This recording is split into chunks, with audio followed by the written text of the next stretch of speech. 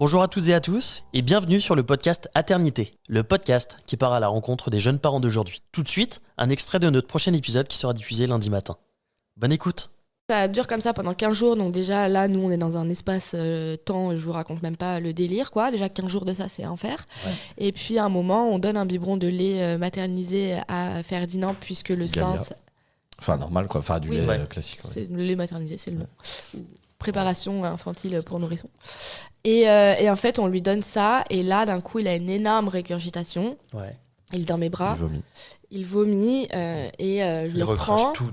Il recrache tout, je le prends, et en fait, là, il est inerte. Enfin, il bouge plus.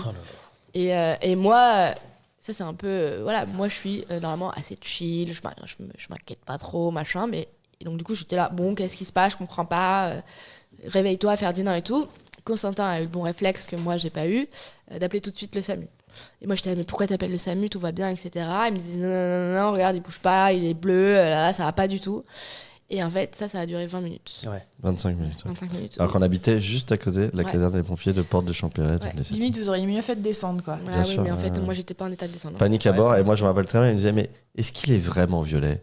Est-ce que ses pieds... Et je disais, en fait, il bouge plus là, ça fait du... Vous voulez que je vous J'ai envoie rappelé la tente 5 fois les pompiers et le SAMU en panique totale. Ouais.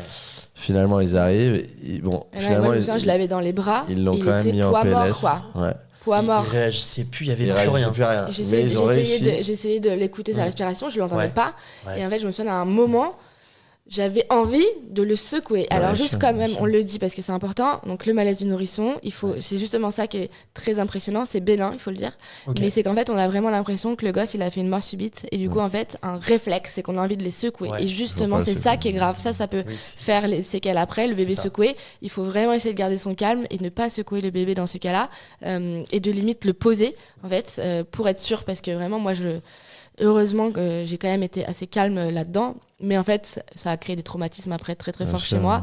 J'ai vraiment cru qu'il était dead, ils l'ont mis en PLS, enfin on l'a mis en PLS, ils l'ont tripoté au niveau des pieds, enfin je sais pas exactement, ils appuyaient sur des points, voilà, sous les pieds quoi. Pour essayer de le stimuler. Voilà, pour le stimuler au maximum, une fois, 2 fois, 10 fois, ils lui ont mis pas un masque, mais un espèce d'équivalent, je sais plus ce que c'était. Ça doit être et petit à petit, ils ont... Ouais, c'est horrible. Franchement, moi, c'est le pire truc qui me soit arrivé, je pense. Je le souhaite même pas à personne. Et petit à petit, il s'est remis à revomir, etc., comme un noyé, en fait. Ouais. Et petit à petit, à force, il a repris. Une réaction au lait. Ouais.